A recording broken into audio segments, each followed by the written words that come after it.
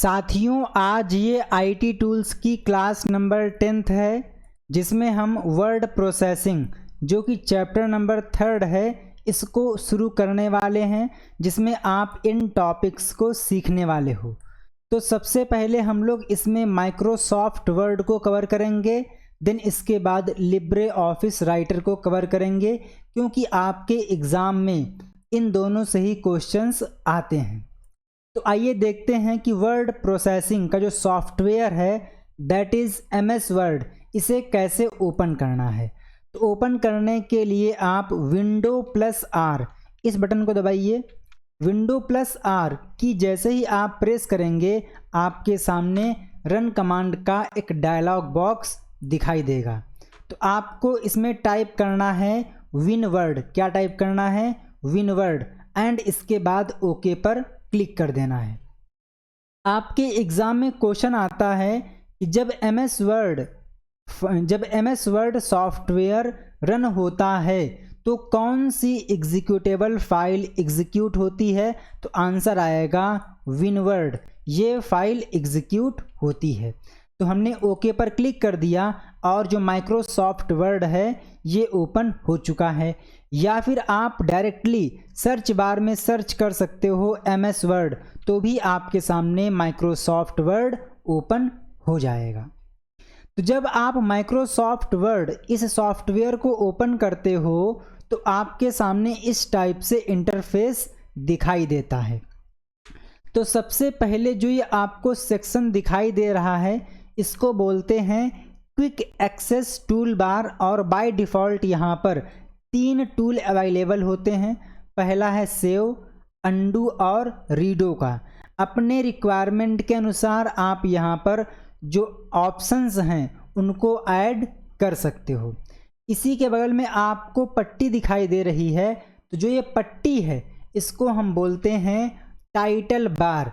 जो डॉक्यूमेंट आप तैयार कर रहे हैं उसका नाम क्या है वो यहाँ पर दिखाई देता है, और बाय डिफ़ॉल्ट इसका नेम डॉक्यूमेंट 1 होता है। इसी के जस्ट नीचे आपको यहाँ पर कुछ ऑप्शंस दिखाई दे रहे हैं, जैसे कि home, insert, page layout, reference, mailings, review और व्यू। इनको बोलते हैं रिबन टैब। क्या बोलते हैं? Ribbon tab. और जो भी यहाँ पर आपको ऑप्शंस दिए गए हैं, अलग अलग टैब के अलग अलग ऑप्शंस हैं। जैसा कि आपको दिख रहा होगा कि मैंने अभी प्रेजेंट टाइम में पेज लेआउट पे क्लिक किया है, तो पेज लेआउट टैब से संबंधित जो भी ऑप्शंस हैं वो आपको रिबन में दिखाई दे रहे हैं। तो जो ये पट्टी है ना, इस पट्टी को बोलते हैं रिबन, और जो ये ऑप्शंस आपको दिखाई दे रहे हैं इनको बोलते हैं रिबन टैब। तो हमने इंसर्ट पर क्लिक किया तो इंसर्ट का जो रिबन है वो यहाँ पर दिखाई दे रहा है, और यहाँ पर कुछ ऑप्शंस हैं जो कि अलग अलग पार्ट में डिवाइड किए गए हैं। तो आपने इतना समझ लिया। देन इसके बाद जो ये वाइट एरिया है इसमें इसको हम बोलते हैं वर्किंग एरिया, जहाँ पे आप डॉक्यूमेंट क्रिएट करते हो। वो रिज्यूम हो सकता है, या कोई इनविटेशन कार्ड हो सकता है, लेटर हो सकता है, या कोई अदर टाइप का जो कंटेंट है वो हो सकता है। इसके बगल में जो छोटी सी पट्टी दिखाई दे रही है, पतली सी, इसको हम बोलते हैं वर्टिकल स्क्रॉल बार, यानी कि जो डॉक्यूमेंट है इसको आप वर्टिकली स्क्रॉल कर सकते हो। उसी प्रकार से अगर डॉक्यूमेंट विंडो की विड्थ से चौड़ा है तो आपको यहाँ पर एक छोटी सी पतली सी पट्टी दिखाई देगी, तो इसको हम बोलते हैं हॉरिजॉन्टल स्क्रॉल बार। इस पर क्लिक करके आप डॉक्यूमेंट को हॉरिजॉन्टली स्क्रॉल कर सकते हो। जस्ट इसी के नीचे एक पट्टी दी गई है जिसको बोलते हैं स्टेटस बार, जहाँ पे डॉक्यूमेंट का जो स्टेटस है कि जो डॉक्यूमेंट आप तैयार कर रहे हैं उसमें कितने पेज हैं, वर्तमान समय में आप किस पेज नंबर पे हैं, डॉक्यूमेंट में कितने वर्ड हो चुके हैं, किस लैंग्वेज में डॉक्यूमेंट है, वो किस लेआउट में ओपन है, और डॉक्यूमेंट प्रेजेंट टाइम में कितना जूम है। अगर हम आपसे पूछें कि प्रेजेंट टाइम में हमने अपना डॉक्यूमेंट कितना जूम कर रखा है, तो आंसर आएगा 170। आपके एग्ज़ाम में क्वेश्चन आता है कि माइक्रोसॉफ्ट वर्ड में या लिब्रे ऑफिस राइटर में आप आपको जो पेज है कि आपके डॉक्यूमेंट में कितने पेज हैं ये कहाँ पर शो करता है, तो आंसर आएगा स्टेटस बार में दिखाई देता है।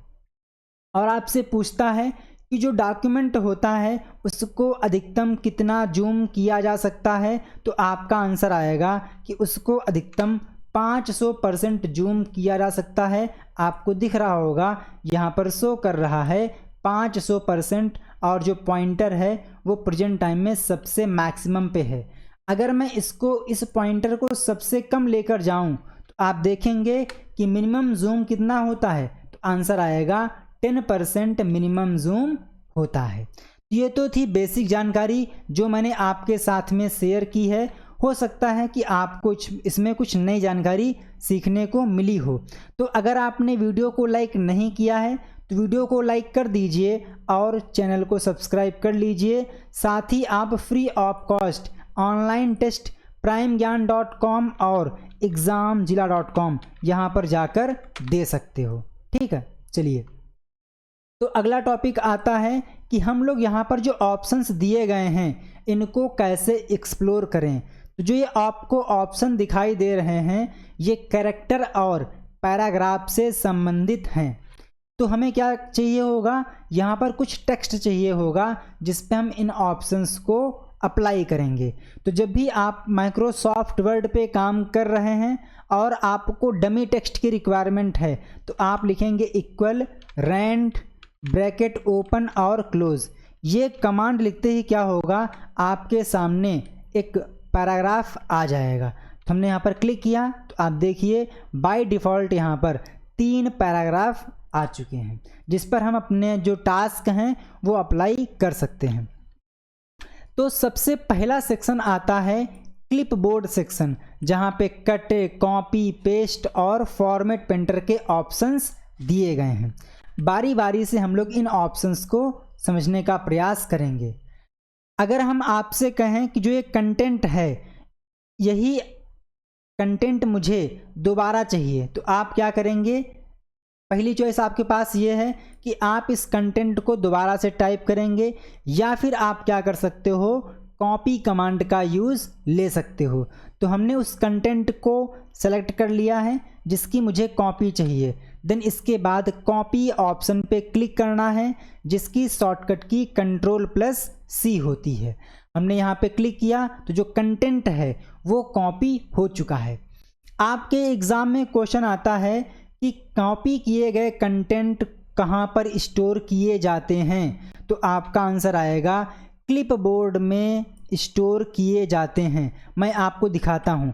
तो क्लिपबोर्ड को ओपन करने के लिए आपको इस एरो पे क्लिक करना है और आप देखेंगे जो कंटेंट हमने कॉपी किया था वो यहाँ पर दिखाई दे रहा है। ठीक है, तो कंटेंट कॉपी हो चुका है। मुझे इसकी कॉपी जहाँ पर भी चाहिए मैं वहाँ पर कर्सर से क्लिक करूँगा और कंट्रोल के साथ में V बटन दबाऊँगा। तो Ctrl+V हमने दबाया और आप देखिए कि इसकी एक कॉपी यहाँ पर आ चुकी है। तो आपने एक बात यहाँ से सीखी कि जब आप किसी कंटेंट को कॉपी करते हो तो कॉपी करने पर जो कंटेंट आपने कॉपी किया था वो अपनी ओरिजिनल पोजीशन पर भी रहता है और जहाँ पर आपने पेस्ट किया है वहाँ पर भी रहता है। तो कॉपी और पेस्ट का कॉन्सेप्ट आपको समझ में आ गया है। अब अगला कॉन्सेप्ट आता है कट और पेस्ट का। अगर मैं इस कंटेंट को करूँ सेलेक्ट और कट पे क्लिक कर दूं तो आपने देखा कि वो कंटेंट यहाँ से गायब हो चुका है।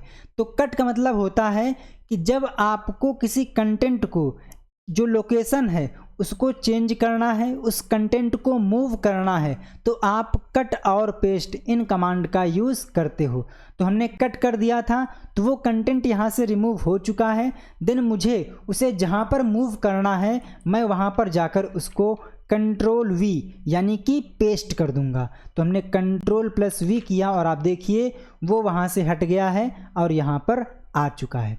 अगला ऑप्शन है फॉर्मेट पेंटर का। तो फॉर्मेट पेंटर का काम होता है कि किसी कंटेंट की फॉर्मेटिंग को कॉपी करना। लाइक हमने इस कंटेंट को कर दिया है रेड कलर में, इसको हमने बोल्ड कर दिया और साइज कर दिया हमने 16 पिक्सल। मेरी रिक्वायरमेंट है कि जो भी फॉर्मेटिंग, जो भी कलाकारी इसमें की गई है वही मुझे और कहीं अप्लाई करनी है। तो मैं क्या करूँगा, यहाँ पर ले जाकर कहीं पर भी कर्सर को छोड़ दूंगा और फॉर्मेट पेंटर पे क्लिक करूँगा, जिसकी शॉर्टकट की Ctrl+Shift+C होती है। तो आप देखिए कि जो अभी तक एरो में था अब वो एक ब्रश में बदल चुका है, जिसका मतलब है कि जो फॉर्मेटिंग है वो कॉपी हो चुकी है। जिस कंटेंट के ऊपर इस फॉर्मेटिंग को अप्लाई करना है, आपको उस कंटेंट के ऊपर ब्रश ले जाकर छोड़ देनी है। तो हमने इतने को कर लिया है सेलेक्ट और छोड़ दिया। तो आप देखिए जो फॉर्मेटिंग यहाँ से हमने कॉपी की थी वही यहाँ पर भी अप्लाई हो चुकी है। अगर आप फॉर्मेटिंग को रिमूव करना चाहते हो, आपकी रिक्वायरमेंट है कि जैसे कंटेंट शुरुआत में था वैसे ही हो जाए, तो आप उस कंटेंट को कर लीजिए सेलेक्ट और यहाँ पर मिलेगा ऑप्शन क्लियर फॉर्मेटिंग का। तो यहाँ पर क्लिक कर देंगे तो जो फॉर्मेटिंग है वो रिमूव हो जाएगी। तो फॉर्मेटिंग को कॉपी करने की शॉर्टकट की Ctrl+Shift+C होती है और फॉर्मेटिंग को पेस्ट करने की शॉर्टकट की Ctrl+Shift+V होती है। अगला सेक्शन आता है फॉन्ट का, जिसमें सारे के सारे ऑप्शन फॉन्ट से संबंधित हैं। हमारे को इस पैराग्राफ का फॉन्ट फेस चेंज करना है, तो मैं इसको कर लूँगा सेलेक्ट और यहाँ पर क्लिक करूँगा और जो भी फॉन्ट मुझे चाहिए होगा मैं यहाँ से सेलेक्ट कर लूँगा।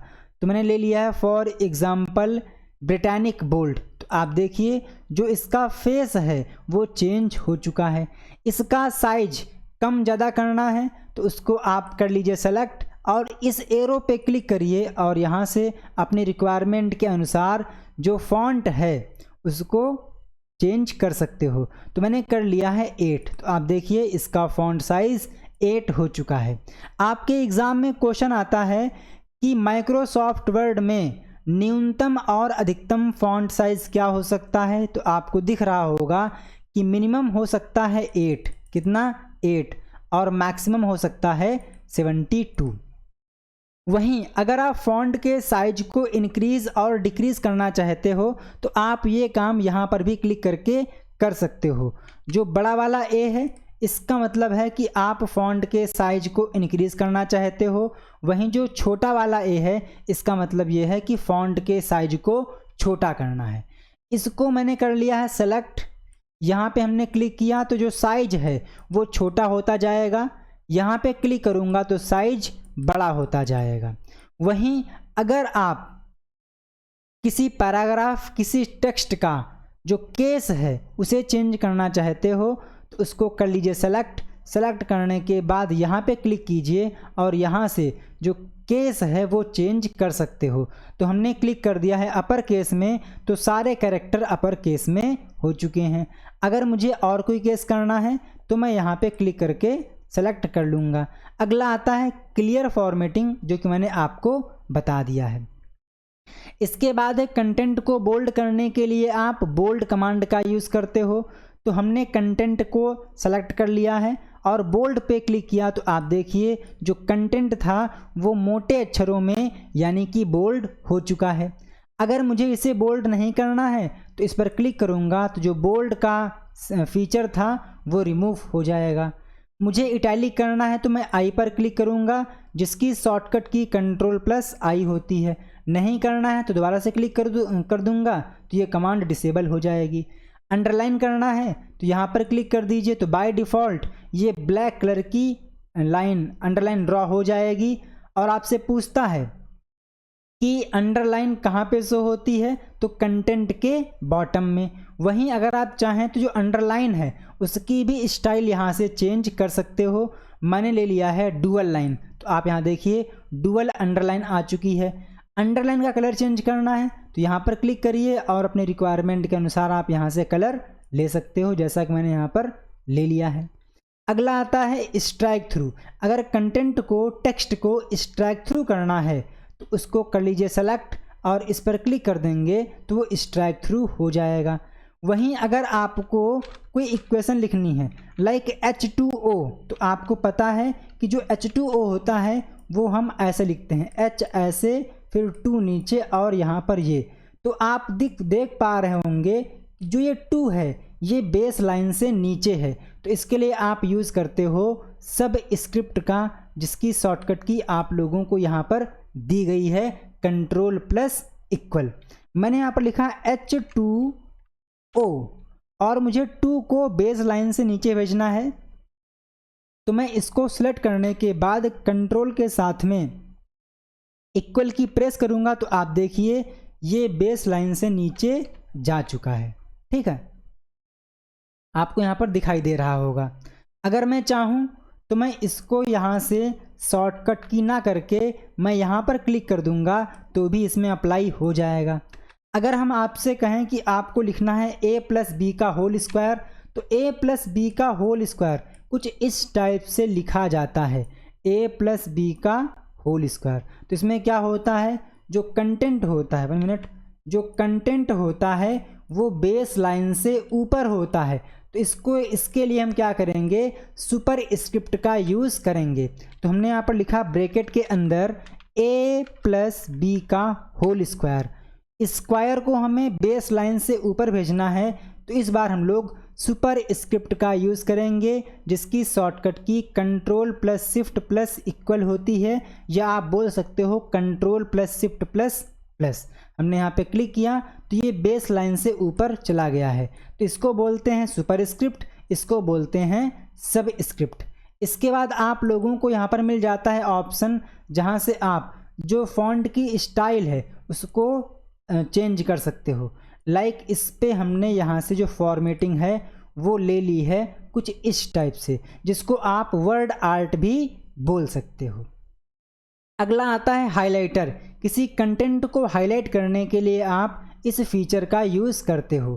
तो हमने इसको कर लिया है सेलेक्ट, यहाँ पे क्लिक किया तो बाय डिफ़ॉल्ट ये येलो कलर का हो चुका है, और अपने रिक्वायरमेंट के अनुसार आप यहाँ से इसका कलर भी चेंज कर सकते हो। ठीक, देखिए ये रहा। ठीक, तो आप इस प्रकार से कर सकते हो। अगला आता है जो ऑप्शन दिया गया है ए, इसका मतलब होता है कि आप फॉन्ट के कलर को चेंज करना चाहते हो।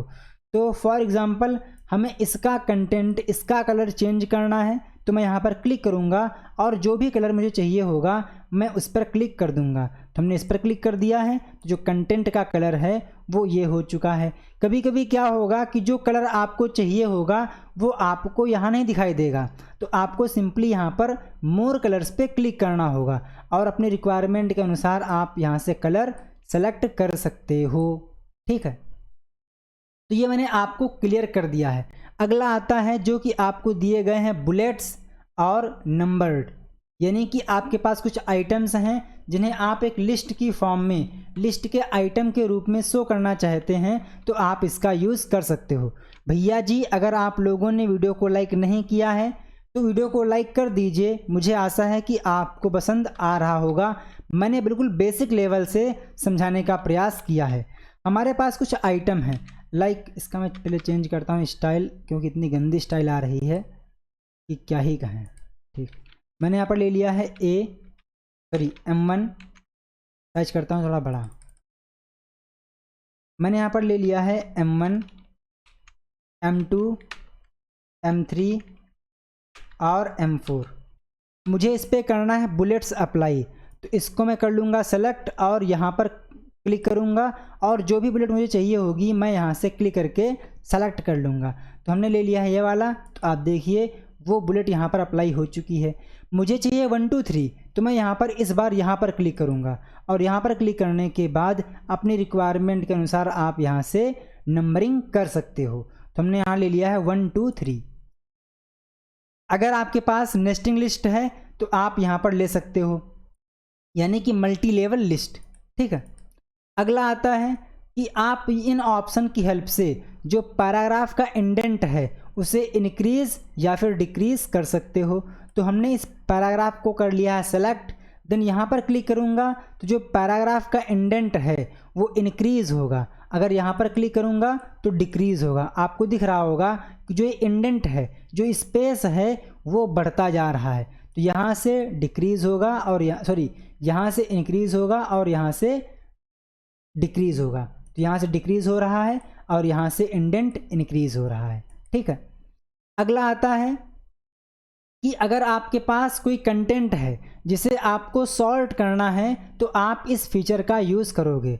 फॉर एग्ज़ाम्पल हमारे पास ये 3 पैराग्राफ हैं जिन्हें मुझे सॉर्ट करना है, तो मैं इनको कर लूँगा सेलेक्ट और यहाँ पर क्लिक करूँगा तो ये पूछेगा कि भैया आप किसको सॉर्ट करना चाहते हैं। चूँकि हमने प्रेजेंट टाइम में पैराग्राफ को सेलेक्ट करके रखा है तो यहाँ पर लिख के आ रहा है पैराग्राफ। ये पूछ रहा है असेंडिंग ऑर्डर में करना है या फिर डिसेंडिंग ऑर्डर में करना है, तो हमने कहा कि हमें असेंडिंग ऑर्डर में करना है और ओके पर क्लिक कर दिया तो आप देखिए ये असेंडिंग ऑर्डर में हो चुके हैं, क्योंकि पहले ओ आता है, फिर टी आता है और फिर वाई आता है।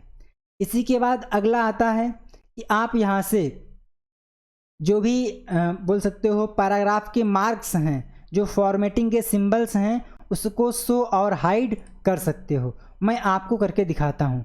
हमने इसको कर लिया है सेलेक्ट, यहाँ पर क्लिक किया तो जो भी फॉर्मेटिंग के सिंबल्स हैं वो आपको दिखाई दे रहे होंगे, जो कि अलग अलग टाइप के हैं।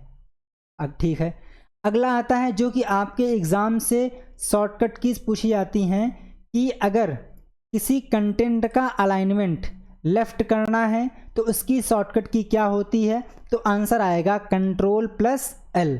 ठीक है, जो कि बाय डिफ़ॉल्ट होता है। अगर सेंटर में करना है तो मैं करूँगा Ctrl+E। हमने यहाँ पर क्लिक किया तो आप देखेंगे प्रत्येक लाइन में जितना स्पेस लेफ़्ट में है उतना ही स्पेस राइट में है। आप देखिए इसमें क्या है, जितना स्पेस इधर है उतना स्पेस इधर है। अगर मैं इसका इंडेंट करता हूँ लेफ़्ट तो इसका मतलब ये है कि जो लाइंस हैं वो लेफ़्ट से इक्वल होनी चाहिए। आप देखिए यहाँ पर जो लाइंस हैं वो इक्वल में है, जबकि यहाँ पर स्पेस कम ज़्यादा हो रहा है। अगर मैं इसका अलाइनमेंट करता हूँ राइट तो इसका मतलब ये है कि इसमें जो लाइंस हैं वो राइट साइड से इक्वल होनी चाहिए, और आप देखिए यहाँ पर सभी इक्वल हैं, जबकि इस बार यहाँ पर स्पेस कम ज़्यादा हो रहा है।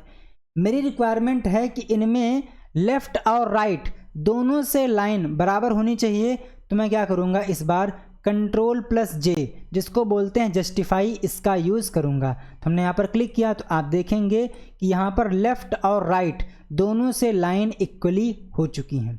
अगला टर्म आता है कि आप लाइन और पैराग्राफ के बीच में जो स्पेस है उसको कैसे कंट्रोल करोगे। मान लीजिए हमें इसमें लाइन के बीच में स्पेस इंक्रीज़ करना है, तो मैं यहाँ पर क्लिक करूँगा और अपने रिक्वायरमेंट के अनुसार जो भी चाहिए होगा यहाँ से ले लूँगा। अगर मुझे यहाँ से कोई वैल्यू पसंद नहीं आ रही है तो मैं लाइन स्पेसिंग ऑप्शन में जाकर अपनी रिक्वायरमेंट के अनुसार जो भी स्पेस है वो यहाँ पे प्रोवाइड कर दूँगा। मैंने कर दिया है 3, तो इस केस में क्या होगा 3 पॉइंट का स्पेस यहाँ पे आ जाएगा। उसी प्रकार से अगर पैराग्राफ के बाद में अभी क्या हो रहा है, लाइन के बीच में स्पेस कम ज़्यादा कर रहे थे, बट अगर पैराग्राफ के बीच में स्पेस को एडजस्ट करना है तो इस बार आप लोगों को यहाँ पर इस ऑप्शन का यूज़ करना होगा। तो हमने यहाँ पर क्या किया, इस पैराग्राफ को कर लिया है सेलेक्ट, देन यहाँ पर जाएंगे, पूछ रहा है ऐड स्पेस बिफोर पैराग्राफ कि क्या आप इस पैराग्राफ के पहले स्पेस ऐड करना चाहते हो। तो हमने कहा हाँ, तो हमने इस पर क्लिक कर दिया तो आप देखिए पहले स्पेस कितना था और अब स्पेस कितना है।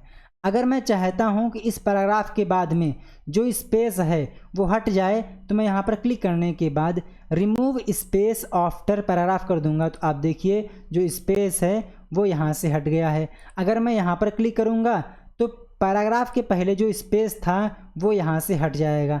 अब ये आपको लग रहा होगा कि हटा नहीं है, क्यों?